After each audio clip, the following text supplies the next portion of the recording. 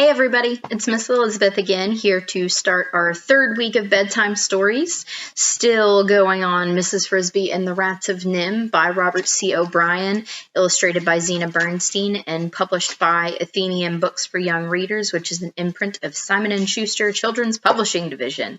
So we are now on chapter 19. We are getting super close to finishing this book. I think at the end of this week we will probably be done.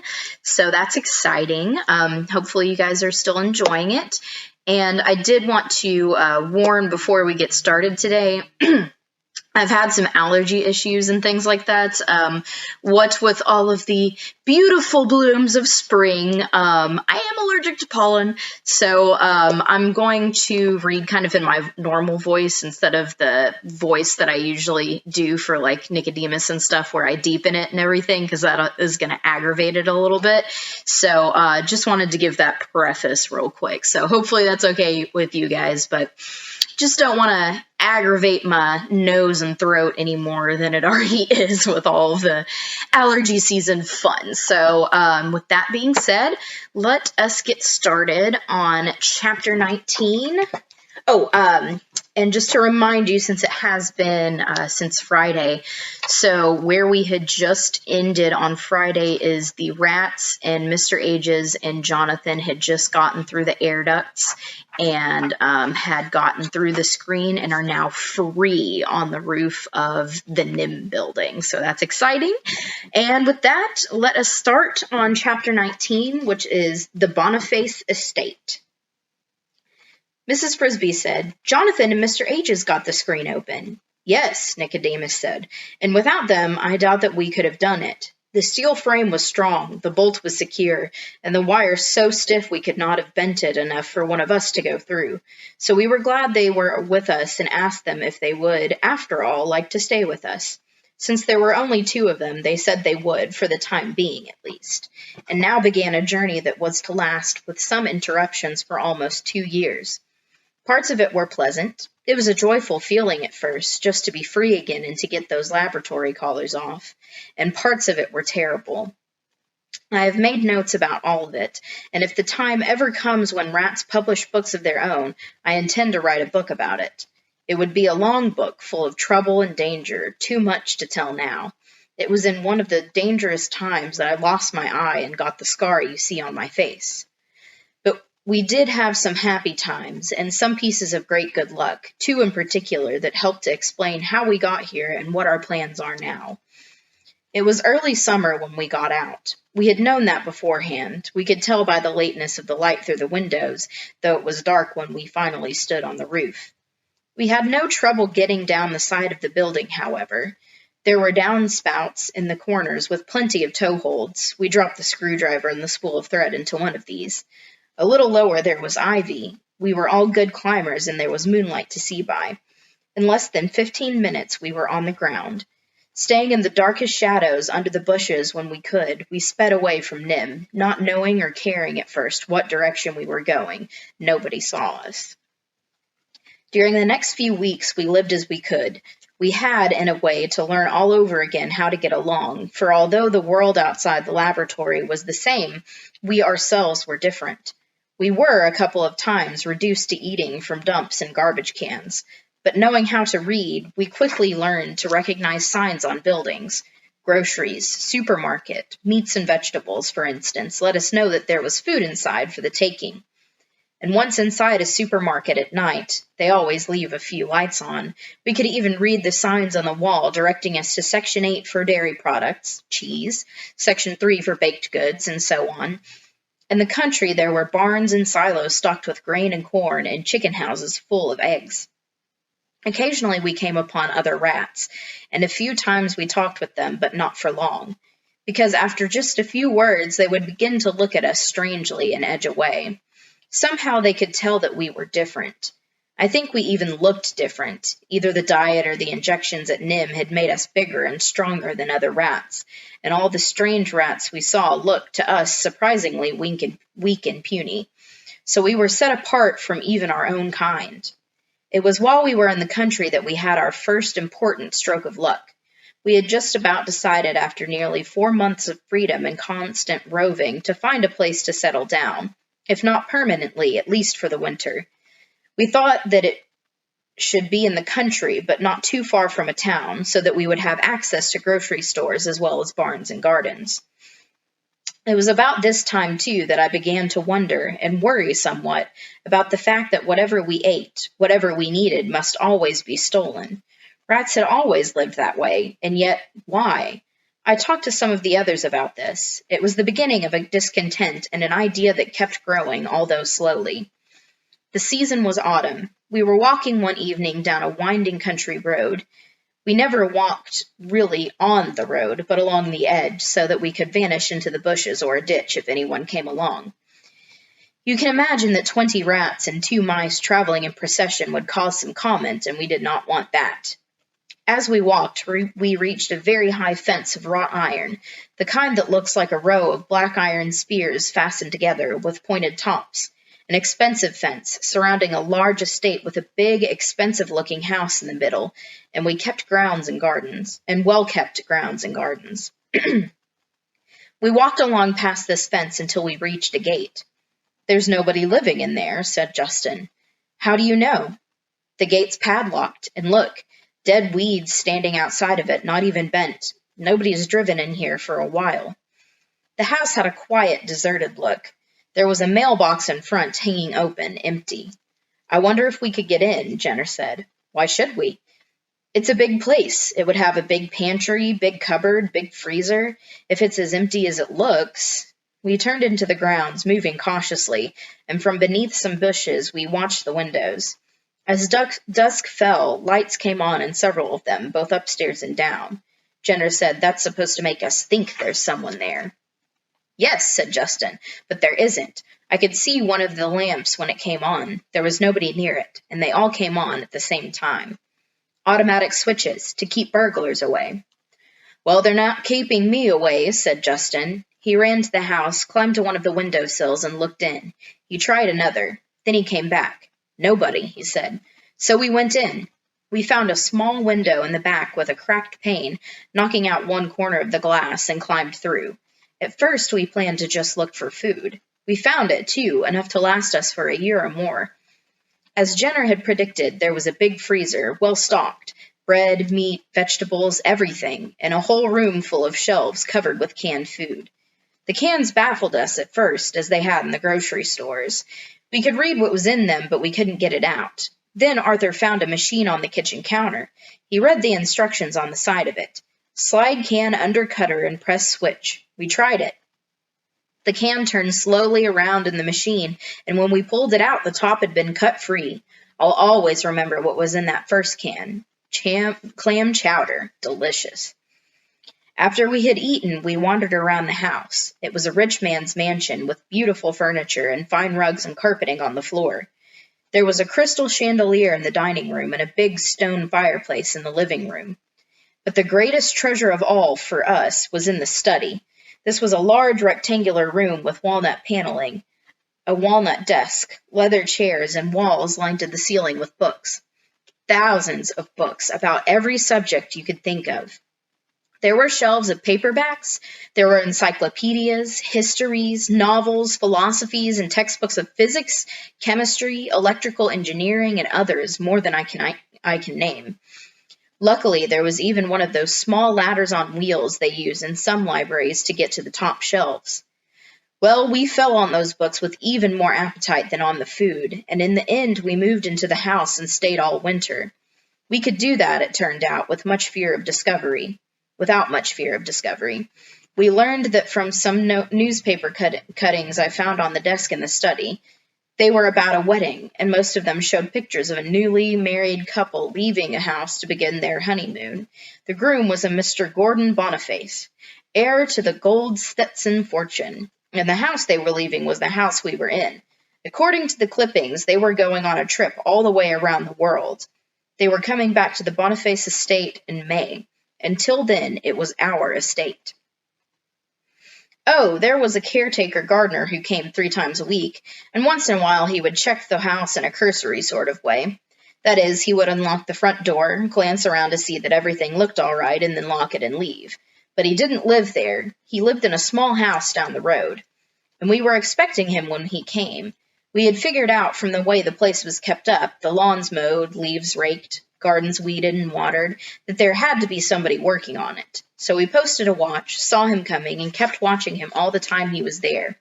And we made sure when he looked in the house that everything did look all right. This involved a certain amount of work. We had to haul all our empty tin cans and other trash at night out to a hidden place in the woods quite far from the house. We cleaned up after ourselves carefully. We learned to use the water taps and the dusting cloths we found in the kitchen closet. If the caretaker had looked more closely, in fact, he would have seen that the kitchen counters were somewhat shinier than they should have been in an empty house. But he didn't. He never even noticed the small corner of glass missing from the back window. And all winter, far into the night, we read books and we practiced writing. Chapter 20, The Main Hall. There came a knock on Nicodemus's office door. It opened and Justin and Mr. Ages entered. Back so soon? Said Nicodemus. Soon? Said Justin. It's past noon. It's lunchtime. Past noon! Mrs. Frisby stood up, remembering her children waiting at home. Down in the rats' home, in the artificial light, it was hard to tell the passage of time, and she had been so engrossed in Nicodemus's story that she had not glanced at the clock. Justin was wearing a satchel like Nicodemus's, and from it he took a small paper package. Here's Dragon's medicine, he said, putting it on the table. He asked Mrs. Frisby, did he tell you about the toy tinker? Nicodemus said, no, I was just coming to that. But I can't stay to hear it now, said Mrs. Frisby. My children will be waiting for their lunch. A plan was worked out. Mrs. Frisby would go home to take care of her children. Nicodemus, Justin, Arthur, and the other rats involved would work out the details of moving her house, which would be done that night at about 11 o'clock, after the Fitzgibbons are asleep. And we're sure Dragon is too, said Nicodemus. Mrs. Frisby would return in mid-afternoon to the rosebush. Mr. Ages said, and I'm going to lie down. After making that trip with this cast, I'm tired. You can have your choice of rooms, said Nicodemus. Now that Jenner and his friends are gone, we have 7 empty. Thank you, said Mr. Ages. Mrs. Frisby, when you return, I will tell you as well as I can exactly how to put the powder in Dragon's food. As she hurried home, Mrs. Frisby considered just how much she should tell her children about all that had happened and all that was going to happen.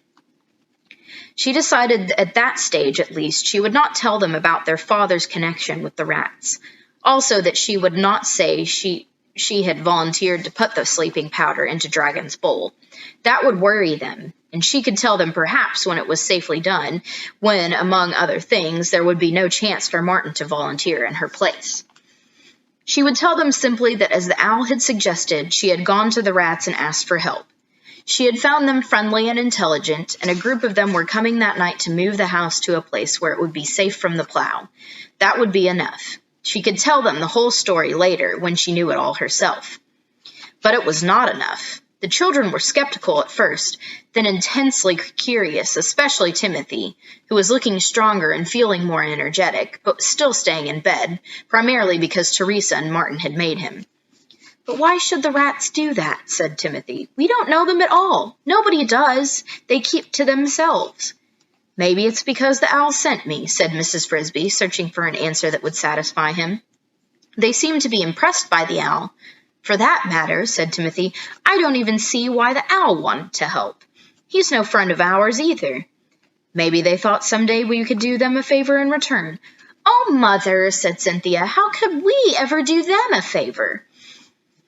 You forget, I did do Jeremy a favor. That's what started the whole thing. That and me getting sick, said Timothy. I wish I could get up. I'm tired of bed. Not yet, said Mrs. Frisby, glad to change the subject. You must save your strength, because tonight you will have to get up for a little while when they move the house. We must be sure you're well wrapped up and hope that the night is warm. It will be, said Martin. It's turned quite hot outside. They ate lunch. That afternoon, Mrs. Frisby told the children that she must leave them to confer again with the rats about moving the house. When she thought of the danger she would face in just a few more hours, she wanted to kiss them all goodbye.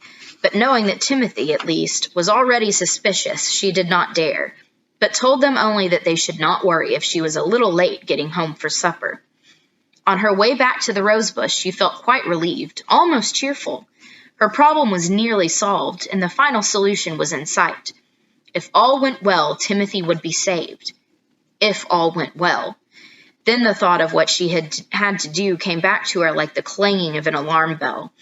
What worried her most was not so much putting the powder into Dragon's bowl, but the fear that at the last minute she might lose her nerve and bungle it somehow. That could wreck the plan. She looked toward the Fitzgibbons farmhouse, and there, on the back porch, lying in the sun, was Dragon. He was watching a pair of sparrows playing in the grass halfway to the chicken yard. The tip of his tail barely twitched as he debated whether or not they were near enough to spring for. He looked very big and very dangerous. At least he was not looking in her direction, and Mrs. Frisby hurried on to the bush, directly to the hidden entrance, and slipped inside. When she reached the arched portal, Brutus was standing guard as before, but this time he greeted her politely. "I've been expecting you," he said. "May I go in?" "If you'll wait just a minute, I'll get Justin." He went inside the arch and pressed a small button on the wall. Mrs. Frisby had not noticed it before. "A doorbell," she said. "It rings a buzzer down below. If I pushed it 3 times, you'd see some action." "Action?" "That's the alarm signal. A dozen rats would come out this door ready to fight. All the rest, with the women and children, would be hurrying out the back door." "I didn't know there was a back door." "Comes out in the woods, in a blackberry bramble. It's got a longer tunnel than this one." When Justin appeared, they went down the same hallway as before, but this time, when they reached the chamber where the elevator and the stairway led down, Justin paused. "Nicodemus thought you might like to see our main hall. Just a quick look," he said. "He said you asked about the plan." "I did," said Mrs. Frisby, "but he didn't tell me about it. It's more than just a plan now, but we're used to calling it that. If you see the main hall, you'll get an idea of what we're doing." So instead of going down as they had before, Justin led the way across the chamber, where, as Mrs. Frisby had noticed, the tunnel continued. They walked along for what seemed like several more minutes. "Somewhere right along here," Justin remarked, "we're entering the woods. You'll notice the tunnel runs a bit crooked. We had to bend it to go around taproots, some as thick as fence posts." They went on until they came to a fork in the tunnel. "Right fork leads out to the blackberry bramble," said Justin. "Left fork leads to the main hall." They took the left fork. "Now brace yourself for a surprise." From ahead came noises, the sound of many rats talking, a sound of hurrying and thumping and of machinery running. They stepped into a room as full of activity as a factory. It was the biggest room Mrs. Frisby had ever seen, half the size of a house, with a ceiling and floor of hard gray rock. It was brightly lit with electric bulbs. Here the large-sized ones strung unshaded, and beneath them were rats at work everywhere. Rats running electric motors that ran belts that ran small circular saws, lathes, drills, grindstones, and other tools Mrs. Frisby could not name. Rats hammering, welding, cutting, but most of all, rats hauling. There was a steady procession to and from the far end of the chamber, and each of these rats wore a harness to which was fastened a pair of large, sturdy sacks, one on each side like a miniature pack-horse. As the rats trooped in, their sacks were empty. They disappeared into a part of the room that was hidden by a high wall of wood. When they came out, the sacks were full and heavy. As she watched, a troop of 10, their sacks bulging, went past her out the tunnel. They greeted Justin and nodded at her, but they did not pause. She noticed that just inside the entrance, an electric fan whirred quietly, aiming inward, pulling fresh air into the room from somewhere out in the woods. Mrs. Frisby stood beside Justin and gaped. She felt dizzy at the sight, the motion, the noise, and the size of the room, which must have measured 20 feet long and almost as wide. "How could you ever dig out such a big room?" she asked. "We didn't," said Justin. "We found it. It's a natural cave. You can see that the ceiling and floor are solid rock. That's the reason, or the main one, we chose this spot to live. Others had lived here before us. Probably, for centuries before, there was a farmhouse, bears, then wolves, then foxes, then groundhogs. We had quite a cleaning job to do, I can tell you. When we found it, there was a large hole, only a few feet long, leading straight in, but it was so full of sticks and leaves you could hardly see it. We closed that entrance entirely and dug another, longer and narrower, our back door. Then we dug our living quarters under the rosebush and the entrance you came in. But the cave is still our chief workshop. Let's go in. As they entered, some of the rats looked up. Some waved and smiled, but all quickly turned back to the work they were doing as if they were in a hurry. They're all in a schedule, Justin explained, talking close to Mrs. Frisby's ear to be heard above the noise, so they can't stop working. Woo! Bless me. One group, especially busy, was gathered around an odd-shaped object of wood and metal about a foot long. It was curved and had a point at one end. It looked, Mrs. Frisby thought, rather like the side of a small boat. Could the rats be making a boat? Then she saw that they were fastening a strong metal ring to the top of it. Justin led her to it. That, he said, is our most important invention, the key to the whole plan. We made a pilot model last fall. We tried it out and it worked, so now we're making 3 more. But what is it? It's a plow. Nicodemus designed it himself after reading every book he could find about farm tools. It's light and sharp, especially made to be pulled by rats. It takes 8 of us to pull it, more if the turf is tough. But with it we can turn over in a day of hard work a patch of earth about 10 by 15 feet. But why? What do you need it for? Come over here and I'll show you. He led the way to the back of the cave where the high walls stood. He opened a door and beckoned her through. She stood in a large wooden bin, starting at her feet and rising in a slope to the wall of the cave was a small mountain of grain. Oats, said Justin. He led her on, opened another door on another mountain. Wheat, he said, and others, barley, corn, soybeans. We've been building these stockpiles for a long time, he said, all from Mr. Fitzgibbon's barn. We now have a 2-year supply for 108 rats, plus enough to plant for 2 crops in case the first one fails. In there, he gestured toward the last bin in the row, we have boxes full of seeds. Seeds for tomatoes, beets, carrots, melons, and a lot more.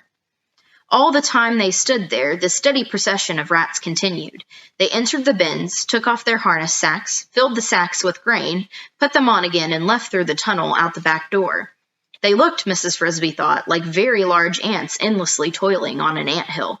Justin must have got the same impression, for he said, "If the ants can do it," Nicodemus says, "if the bees can do it, so can we." Do what? Why, live without stealing, of course. That's the whole idea. That's the plan. And that finishes us off on chapter 20 for today. So this is awesome, and we are getting really close to see if the rats can help Miss Frisby move the house. And now we know more about the plan. So, yay! I hope you guys are still enjoying this with me. And I, of course, will be back tomorrow, and we'll start on chapter 21. And I look forward to seeing y'all then. Good night.